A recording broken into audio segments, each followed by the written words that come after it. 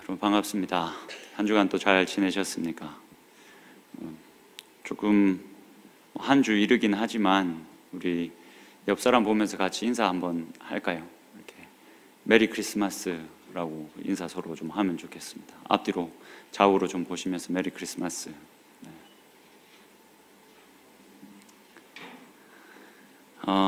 여러분 지금 우리가 지나고 있는 이 시간은 교회력으로 하면 대림절이라고 합니다. 여러분 보통 이 크리스마스를 언제부터 좀 즐기십니까? 저는 이 크리스마스를 이렇게 막 삶이 바빠서 정신이 없지 않는 이상 저는 한 10월 말부터 크리스마스를 기대하면서 즐깁니다. 그래서 집에서 이렇게 그 캐롤을 틀어놓고 자주 있습니다. 10월 말부터 막 그러고 있으면 이제 우리 아내가 핀잔을 줍니다. 아직 추워지지도 않았는데 캐롤은 왜 이렇게 틀어놓고 있냐고 핀잔을 주는데, 제가 어렸을 때부터 이 크리스마스는 제가 어렸을 때부터 이 교회에서 자랐기 때문에, 특별히 이 성탄절은 교회 때문에 늘 이렇게 따뜻한 어떤 온기를 저한테 주기 때문에 제가 크리스마스를 유독 좋아합니다. 그래서 10월 빠르면 한 10월 말부터 이제 크리스마스 분위기를 혼자 이렇게 즐기곤 하는데, 여러분들은 어떠신지 모르겠습니다. 여러분 혹시 대림절이라고 들어보셨습니까? 지금 이 시간을 성탄절을 앞두고 있는 4주간의 시간, 거의 이제 이 12월 달 한 달간을 보통 이 교회력으로는 대림절이라고 합니다. 대강절이라고도 하고요. 그러니까 기다릴 대자를 쓰고 그리고 임할 임자를 써서 예수님이 다시 오심을 기다리는 시간이라고 해서 성탄절을 앞둔 앞에 이제 4주간을 이렇게 보냅니다. 여러분 혹시 그 사진에 보이는 것처럼 제가 생각했을 때 이 대림절을 저희 합동 측에서는 그다지 이렇게 잘 지키는 것 같지는 않습니다. 이렇게 보통 이제 제가 생각했을 때 한국 교회에서 감리교 쪽에서는 이렇게 이 대림절 의식을 제가 볼 때는 잘 지키는 것 같습니다. 어떻게 진행을 하냐면 매주 이 4개의 촛불을 이렇게 대림절 기간 동안 갖다 놓고 매주 하나씩 이렇게 촛불을 킵니다. 4주간의 촛불을 다 켜고 나면 마지막 성탄절에는 하얀 초에다가 이렇게 불을 밝힙니다. 그런 의식들을 진행하면서 대림절을 보냅니다. 근데 제가 어렸을 때부터 이 합동 측에서 나고 자랐는데 저희 합동 측에서는 이렇게 촛불을 켜는 걸 본 적은 없습니다. 혹시 이 촛불을 켜는 의식을 진행하는 걸 보거나 경험하신 분들 있으십니까? 태민이 있고 혹시 또 있으십니까? 몇 분 있으시네요. 저는 한 번도 한국 교회에서는 경험을 못해서 가지고, 근데 저희랑 이제 교파가 다른 쪽에서는 자주 하는 것 같습니다. 근데 사실은 이 의식을 진행하느냐 의식을 진행하지 않느냐보다 훨씬 더 중요한 건 이 대림절을 어떤 자세로 보내고 있느냐입니다. 여러분 대림절은 예수 그리스도가 다시 오시는 것을 기다리는 시간입니다. 좀 더 정확하게 말하면 예수님이 이미 이 땅에 오셨지 않습니까? 이것을 우리가 초림이라고 하죠. 그래서 이 초림 이후의 시간을 우리가 살아가면서 예수 그리스도가 다시 오시는, 그것을 우리는 재림이라고 하죠. 그래서 초림 이후의 시간에서 이 초림 이후의 시간을 지나면서 재림의 시간을 기다리는 것이 이제 대림절이 가지고 있는 의미입니다. 이 대림절은 우리들에게 하나의 질문을, 아주 중요한 질문을 우리들에게 던집니다. 어떤 질문을 던지냐면, 어떤 자세로 예수 그리스도의 다시 오심을 당신은 기다리고 있는가? 예수님이 먼저 오셨는데, 그리고 예수 그리스도가 언젠가는 다시 오실 것인데, 이 중간 이 시간 속에서 당신은 예수 그리스도의 다시 오심을 어떤 자세로 기다리고 있는가? 여러분 어떤 자세로 기다리고 있습니까? 이 대림절 시간에 우리는 이 질문을 받아야 하고 각자가 이 질문에 대답을 할 수 있어야 합니다.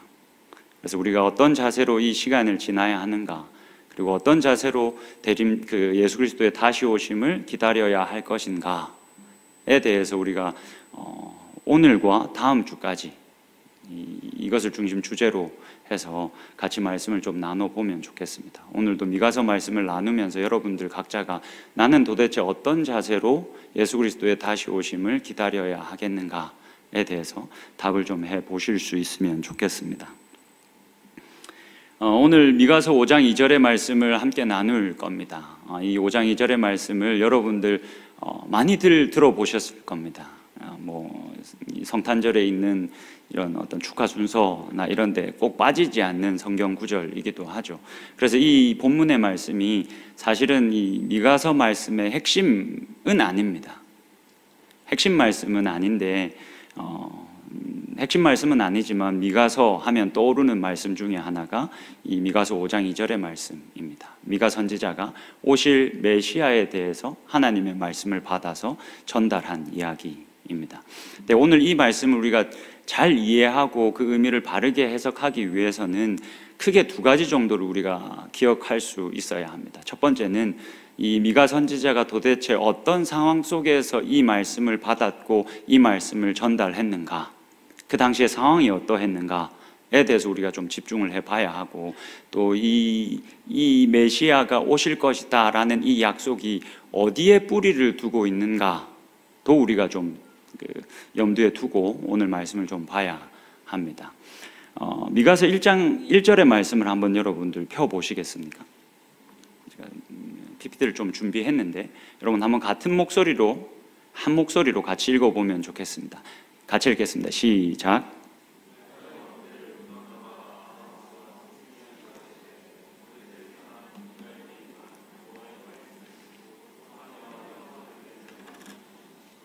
자, 미가서 1장 1절을 보면 미가 선지자가 어느 시대 때 활동을 했는지를 우리가 알 수가 있습니다. 이사야 선지자와 비슷한 시기에 활동했다라고 여러분들이 생각하시면 됩니다. 한 주전 740년에서 700년 정도까지의 시기에 활동했다라고 여러분들이 생각하시면 되는데, 주로 이 요담과 아하스, 히스기야 시대에 다 걸쳐 있지만 이 요담 이 미가 선지자는 아하스 왕 때 주로 활동했다라고 여러분들이 생각을 하시면 됩니다. 여러분, 그러면 아하스 왕이 이 남유다를 다스리고 있을 때 그 상황이 어떠했는가를 우리가 좀 추적해 봐야 합니다. 우리가 잘 아는 것처럼 여러분, 다윗과 솔로몬 때는 이 이스라엘이라는 이 통일 왕국이 그야말로 태평성대를 이루고 있었습니다. 남부럽지 않은 국력을 가지고 있었습니다. 어깨를 당당히 펴고 걸어도 될 만큼의 국력을 이 이스라엘이 가지고 있었습니다. 근데 솔로몬 이후로 솔로몬의 아들 르호보암의 실수로 이 나라가 두 동강이 나죠. 남유다와 북이스라엘로 나뉘게 됩니다. 남유다는 유다 지파와 베냐민 지파, 이 르호보암이 이들을 데리고 왕이 되고, 나머지 10지파는 여로보암이라는 사람이 왕이 됩니다. 이렇게 왕국이 분열된 다음에 각각의 나라들이 그때부터 쇠퇴의 길을 걷게 됩니다. 지금 르호보암이 왕이 된 이후부터 아하스가 왕이 될 때까지는 약 200년의 시간이 흐릅니다. 그 시간 동안 이 이스라엘이라는 나라가 힘을 잃어버릴 대로 잃어버립니다. 이 남유다라는 나라도 북이스라엘이라는 나라도 모두 다 이제 정말 거의 마치 꺼져가는 등불과 같은 그런 상황에 놓이게 됩니다. 이 아하스가 왕이었을 때는 아수르라는 나라가 굉장히 힘이 강했습니다. 그래서 결국 이 주전 722년에 북이스라엘은 아수르에 의해서, 우리가 아시리아라고 잘 알고 있는 그 나라에 의해서 완전히 멸망을 하게 됩니다. 근데 아하스 왕은 이때 이 아수르에게 붙었다가 떨어졌다가 이렇게 하면서 간신히 남유다의 명맥을 유지해 갑니다. 그러니까 완전히 이 남유다라는 나라도 풍전등화와 같은 상황에 놓여 있는 겁니다. 그냥 이 강대국들이 애굽이나 바벨론이나 아수르가 마음 먹고 쳐들어오면 언제든지 먹을 수 있는 땅이 되어 버렸습니다. 그러니까 이게 이 나라 밖으로도 이렇게 상황이 어려운데 나라 안의 상황도 별반 다를 바가 없었습니다. 여러분, 미가서 3장 1절과 2절과 3절의 말씀을 좀 보시겠습니까? 교독하면 좋겠습니다. 여러분들이 먼저 1절을 읽고 제가 2절을 읽겠습니다. 같이 교독해 볼까요? 같이 읽겠습니다. 시작.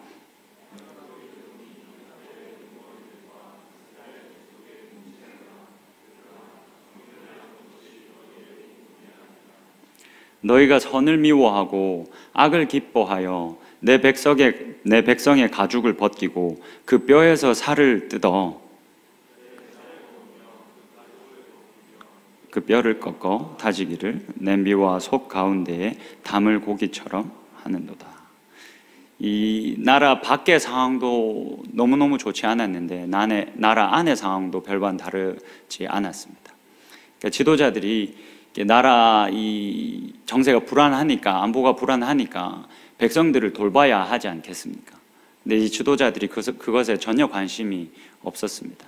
나라가 어떻게 되든, 그리고 나라 안에 살고 있는 백성들이 어떠하든 그저 자신의 배를 불리고 자신의 배만 따뜻하게 하는 데에 급급했습니다.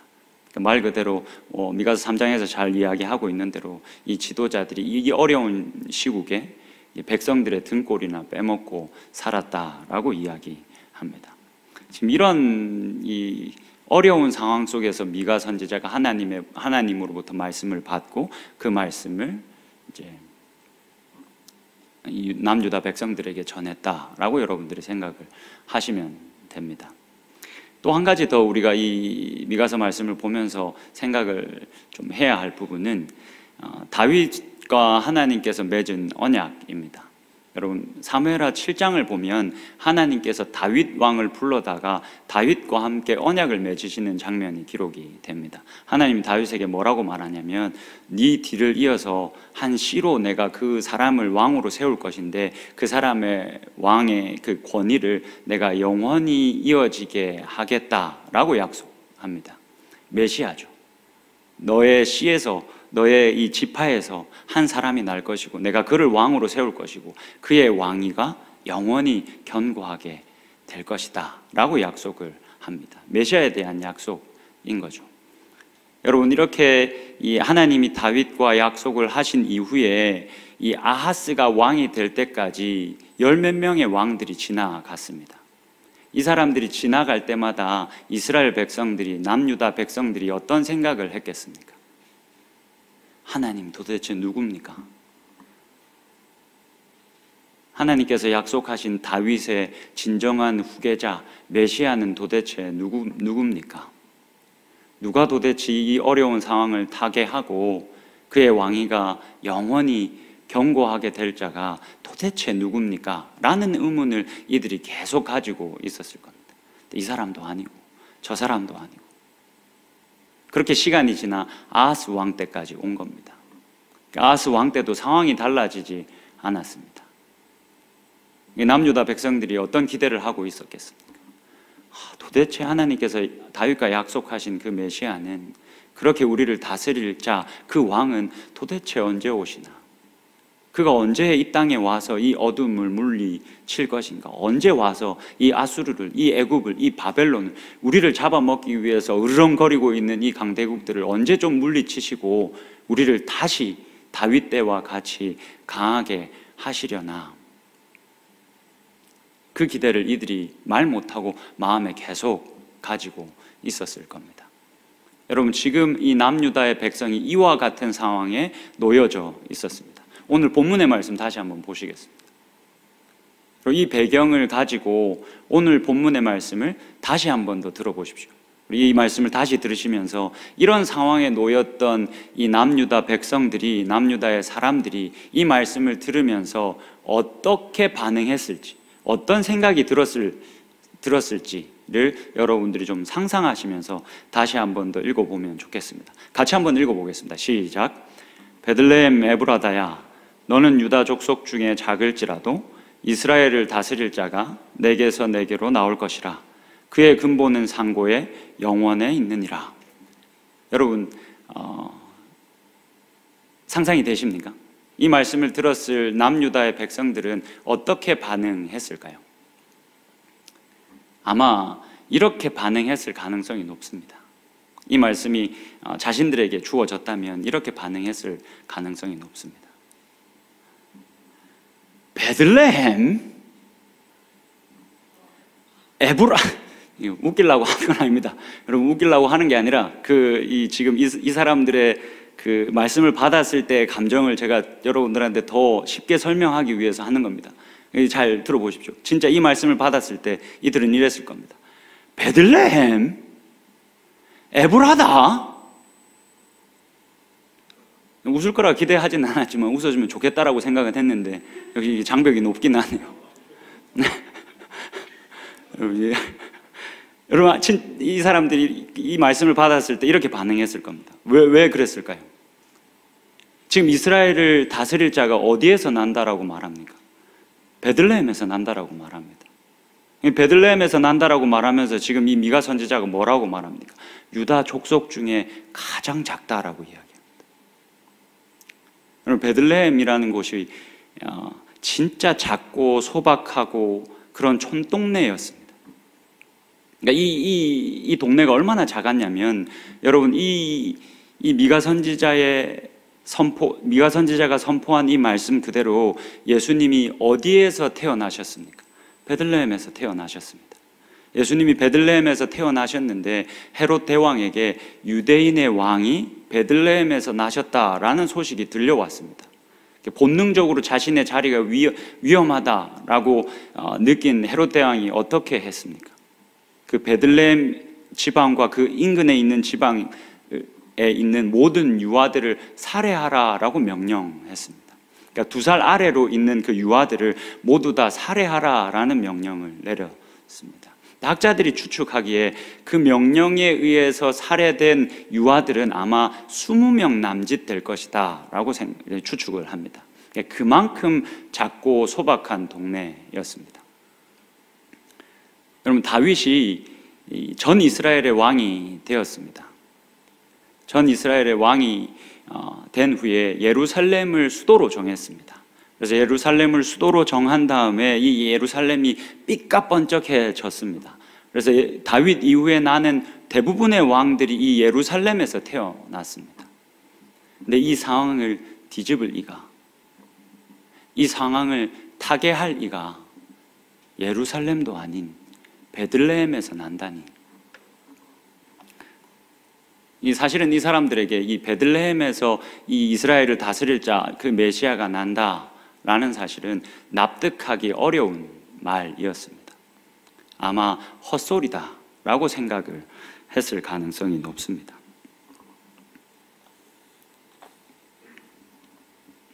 본문을 조금 더 살펴보겠습니다.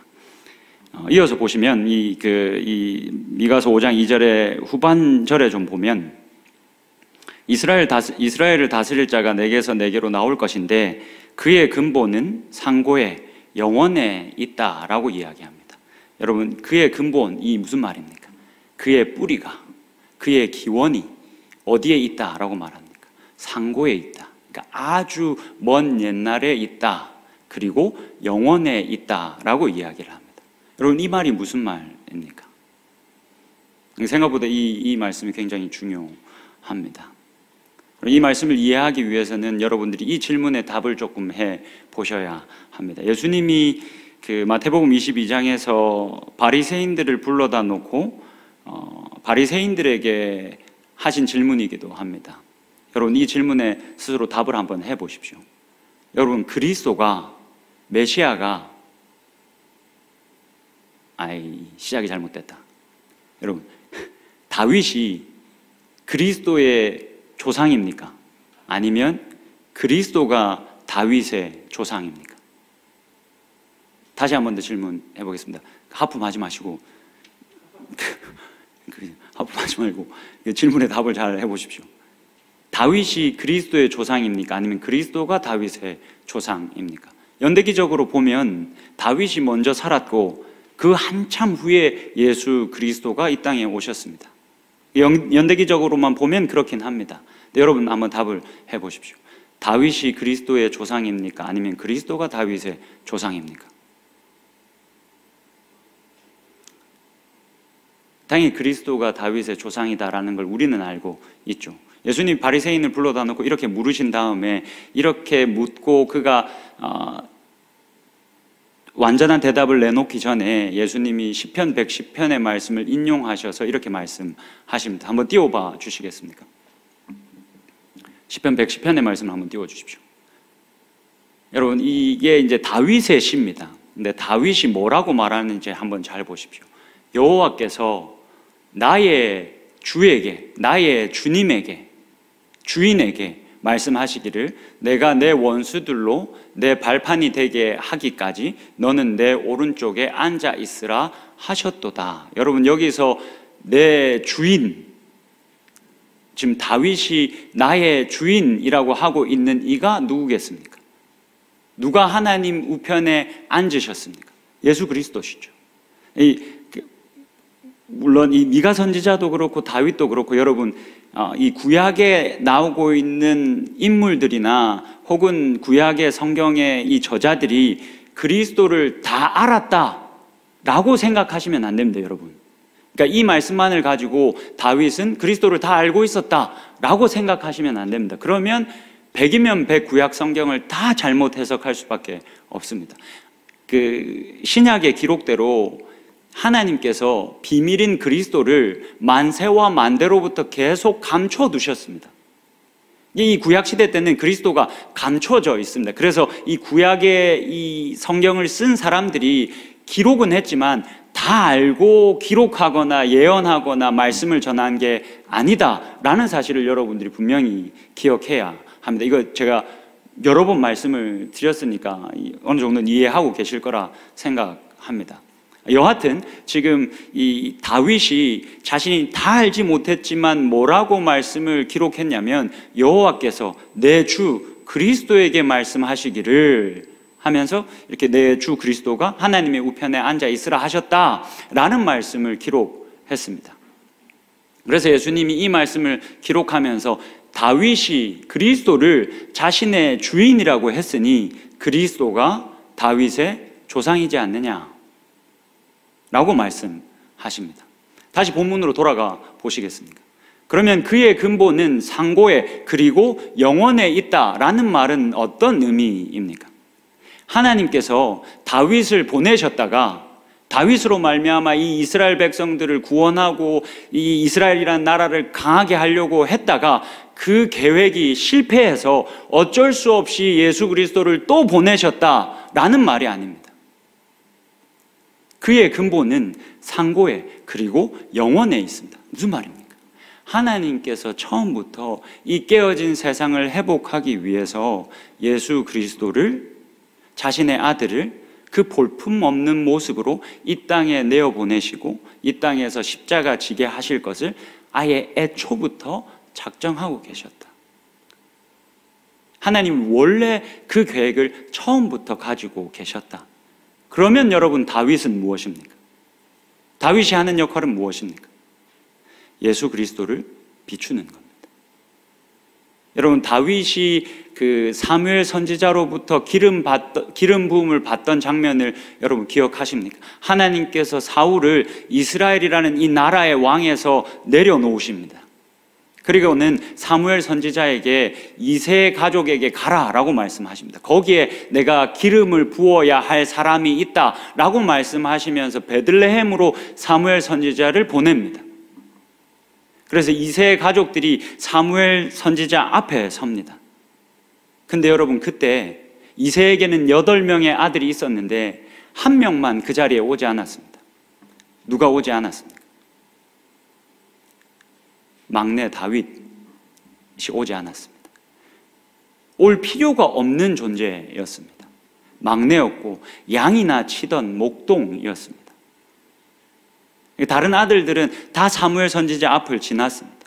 하나님이 아니라 하십니다. 누가 빠진 사람이 있느냐라고 묻습니다. 사무엘 선지자가 이새에게. 그랬더니 막내가 빠졌습니다. 그를 데려오라. 하나님께서 다윗을 보시고 그에게 기름을 부어 왕으로 세우라 라고 말씀하십니다.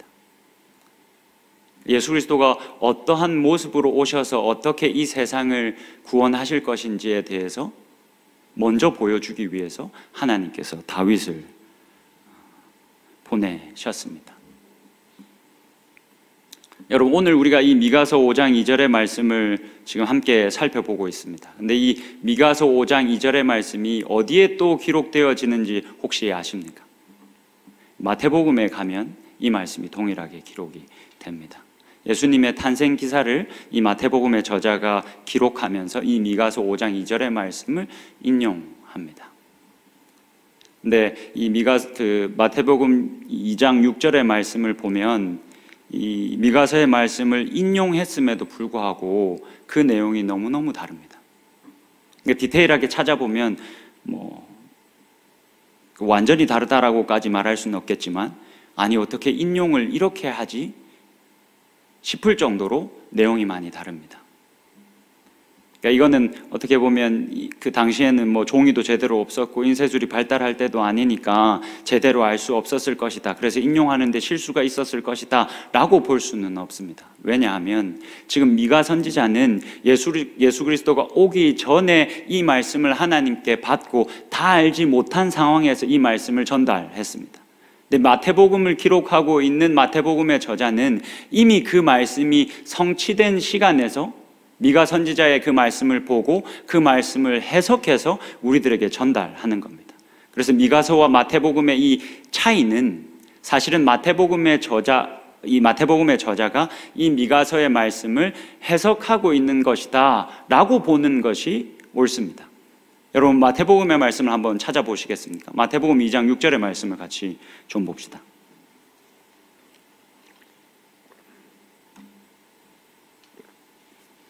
우리가 이제까지 살펴본 미가서 5장 2절의 말씀과 마태복음 2장 6절의 말씀이 인용된 이 말씀이 어떤 차이가 있는지, 어떻게 좀 다르게 기록했는지에 집중해서 이 말씀을 좀 보면 좋겠습니다. 우리 같이 한번 읽어보겠습니다. 같이 읽겠습니다. 시작.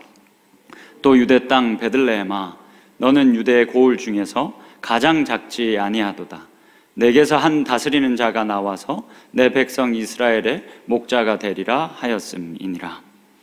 여러분, 어떤 부분에 차이가 있습니까? 사실 디테일하게 이렇게 살펴보면 차이가 많지만 그냥 중요한 차이만 좀 우리가 살펴보면 좋겠습니다. 미가서 5장 2절에서는 베들레헴 에브라다야, 네가 유대 족속 중에 가장 작을지라도 라고 이야기합니다. 근데 이 말씀을 받고 해석하고 있는 마태복음의 저자는 뭐라고 말합니까? 유대 땅 베들레헴아, 너는 유대 고을 중에서 가장 작지 아니하도다. 베들레헴은 가장 작지 아니하다라고 말합니다. 여러분, 기준이 바뀐 겁니다. 사실 예루살렘과 이 수도이고 막 희양찬란한 이 예루살렘에 비하면 베들레헴은 정말 보잘것없는 작고 소박한 촌동네입니다. 근데 마태복음의 저자는 이 촌동네 베들레헴이 결코 작지 않다, 예루살렘과 비교해도 절대 꿀리지 않을 정도로 작지 않다라고 이야기합니다. 작지 않다고 그렇게 선포합니다. 왜 베들레헴이 작지 않습니까? 그 베들레헴에서 그리스도가 나셨기 때문입니다. 예루살렘에는 여러 왕들이 났습니다. 예루살렘은 여러 왕들을 품었습니다. 근데 베들레헴이 그 예루살렘과 비교해도 왜 그다지 작지 않다라고 말할 수 있습니까? 그리스도가 그곳에서 났기 때문에 그렇습니다. 하나님께서 예수 그리스도를 이 땅에 내보내시면서 이 세상에서 기준이 뒤집어져 버린 겁니다. 세상의 기준으로 바라볼 때, 그리고 예루살렘과 비교하면 베들레헴은 작습니다. 촌동네입니다. 그러나 그곳에서 그리스도가 나셨기 때문에, 베들레헴이 그리스도를 품고 있기 때문에 베들레헴은 결코 작지 않다 라고 성경은 이야기합니다. 또 마지막에 보시면 내게서 한 다스리는 자가 나와서 내 백성 이스라엘의 목자가 되리라 하였음이라. 그러니까 이스라엘의 그 메시아는 이 이스라엘의 목자가 될 것이다 라는 건 미가서에 아예 기록도 없습니다. 이 마태복음의 저자가 그냥 자신이 갖다 붙인 겁니다. 이 메시아가 이스라엘의 목자가 될 것이다 라고 이야기합니다. 여러분, 당시의 목자는 어떤 사람들이었는지 혹시 아십니까? 사실 그 당시에 이 사회의 계급이 있었던 계급 사회였고, 사실 이 목자들은 그 계급 체계 속에서 가장 낮은 위치에 있는 자들이었다라고 봐도 무방합니다. 원래 이스라엘이 이 유목민으로 시작되어졌죠. 아브라함에서부터 유목민으로 시작을 했는데 이 가나안에서 정착하기 시작하면서 농경 사회로 완전히 변화가 전환이 되었습니다. 그러면서 인구가 늘어나면서 점점 이 모든 곳을 농경지로 바꿔가면서 이들이 거기서 적응하면서 살았습니다. 그러면서 이 목자들이 점점 그 사회적인 위치가 바닥으로 내려갔습니다. 어떤 인식이 있었냐면 이 농경지가 되어진 그 다른 사람들의 영토에 양들을 이끌고 들어가서 그 풀들을 뜯어먹게 하는 도둑과 같은 자들이다라는 인식까지 받게 되었습니다. 그래서 이 사람들이 어떤 대우까지 받았냐면 이 사람들은 어떤 법정의 증인으로도 서면 안 되는 도둑과 같은 자, 거짓말하는 자들이다 라는 인식이 목자들에게 있었습니다. 하층민의 삶을 살던 거죠. 근데 그 메시아가 이스라엘의 목자가 될 것이다 라고 이야기를 하고 있는 겁니다. 실제로 예수님은 목자처럼 이 땅에 나셨죠. 말 구유에서 나셨고 볼품없는 모습으로 이 땅에서 사셨습니다. 그리고 예루살렘의 왕으로 들어가실 때도 참 볼품없이 낙이 한 마리 타고 들어가셨습니다. 목자와 같은 모습으로 평생을 사셨고 목자와 같은 모습으로 결국 생을 마감하셨습니다. 근데 그 목자와 같은 예수 그리스도로 말미암아 하나님이 어떤 일을 행하셨습니까? 그렇게 작고 초라해 보이는 이 사람을 통해서 하나님이 어떠한 일을 행하셨습니까? 이 세상을 뒤집어 놓으셨습니다. 하나님이 원래 계획한 대로 하나님의 방법대로 이 세상을 치유하고 이 세상을 고치고 그 어둠을 물리치시고 빛이 환하게 비치게 하셔서 지금 우리도 이 자리에 있게 하셨습니다. 목자와 같이 이 땅에 오시고 목자와 같이 사신 예수 그리스도로 말미암아 이루어진 일입니다. 여러분, 말씀을 마무리하겠습니다. 이번 주에 제가 처음 전도사로 사역할 때 참 말썽을 부리고 걱정을 많이 하게 했던 친구가 하나 찾아왔습니다. 사실 지금 연말이라 엄청 바쁜데 굳이 찾아온다 그래가지고 안 만날 수는 없고 해서 만났는데 그 친구랑 이야기를 나누면서 이렇게 마음이 아팠습니다. 여전히 방향을 제대로 잡지 못하고 헤매고 있는 모습을 보면서 마음이 참 많이 아팠습니다. 이게 제가 자주 하는 후회이긴 한데 늘 이렇게 지난 사역의 시간들을 돌아보면 그때 내가 좀 더 대단한 사람이었으면 어땠을까? 그때 내가 좀 더 나은 사람이면 어땠을까? 그때 내가 하나님을 좀 더 잘 알아서 복음을 더 정확하게, 명확하게 그렇게 알려줄 수 있었으면 얼마나 좋았을까? 그냥 애들 데리고 노는 게 아니라 그냥 공이나 차고 애들이랑 노는 게 아니라 그 시간에 내가 얘들 붙잡아 놓고 하나님을 가르쳤으면 복음을 이야기했으면 얘네들이 좀 나아졌을까? 그런 후회를 이따금씩 제가 합니다. 사실 그 후회는 지금도 하고 있습니다. 나의 부족함을 보면서 나의 연약함을 보면서 내가 좀 더 나은 사람이면 내가 좀 더 대단한 사람이면 더 좋을 텐데 이런 일이 없을 텐데 저런 일이 없을 텐데 이 말씀을 묵상하면서 이 마태복음의 저자가 해석하고 있는 이 미가서의 말씀이 저에게 와닿았습니다. 베들레헴아, 네가 결코 이 유다 족속 중에 작지 않다. 베들레헴 에브라다야, 결코 네가 작거나 초라하지 않다. 너의 어떠함 때문이 아니라 그리스도를 품고 있기 때문에, 그리스도가 허락되어진 삶을 살아가고 있기 때문에 결코 작지 않다. 목자와 같은 모습으로 오신 예수 그리스도로 말미암아 하나님이 행하신 일들을 보라. 그러니 우리의 어떠함은, 우리의 작고 초라함은 큰 문제가 되지 않는다. 여호와 하나님의 크심 앞에 우리의 작고 초라함은, 그리고 우리가 목표를 향해서 걸어가는 그 길목에서 자주 우리가 실패하고 자주 우리가 떨어지고 원하는 바를 못 이루고, 그래서 우리의 모습을 보면 너무 작고 초라해 보이지만 베들레헴 에브라다야, 결코 너는 작지 않다. 네 삶이 작고 초라하다는 그 세상의 기준에서부터 오는 그 참소에 속지 마라. 그저 그리스도를 품었기 때문에, 그리스도가 베들레헴에서 나셨기 때문에 베들레헴은 결코 작지 않다. 여러분, 그렇습니다. 우리가 목표한 바를 이루기 위해서 우리 모두가 열심히 달려가고 있습니다. 우리는, 저를 포함한 우리 모두가 아직 청춘이니까, 아직 완성된 게 아니니까, 이 길을 가다 보면, 목표한 것을 이루기 위해서 가다 보면 자주 넘어지기도 하고 실패하기도 하고 원하지 않은 곳에 서 있기도 하고 할 겁니다. 그런데 여러분, 누가 우리를 작고 초라하다 합니까? 여러분들이 절대 작고 초라하지 않습니다. 여러분들에게 이 세상을 밝히신 예수 그리스도가 여러분들 안에 사십니다. 우리가 그리스도 안에, 그리스도가 우리 안에 계십니다.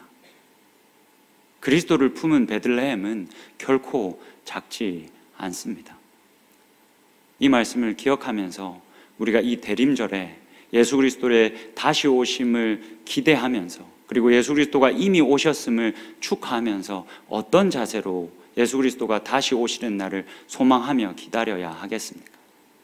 예수 그리스도의 다시 오심을 기다리면서, 이 기다리는 이 시간들 속에서 세상의 기준에 흔들리지 마시고 결코 작고 초라하지 않다. 그리고 지금 내가 예수 그리스도와 연합하고 있으니 목자와 같은 모습으로 하나님께 내 삶을 내어드릴 때 하나님께서 그것을 기쁘게 받으시고, 목자와 같은 예수 그리스도로 말미암아 이 세상을 뒤집어 놓으셨던 것처럼 나를 통해서 하나님이 하실 일들을 행해 가실 것이다. 그렇게 크신 하나님을 더욱더 신뢰하며 살아갈 수 있는 저와 여러분이 될 수 있기를 주님의 이름으로 축복합니다.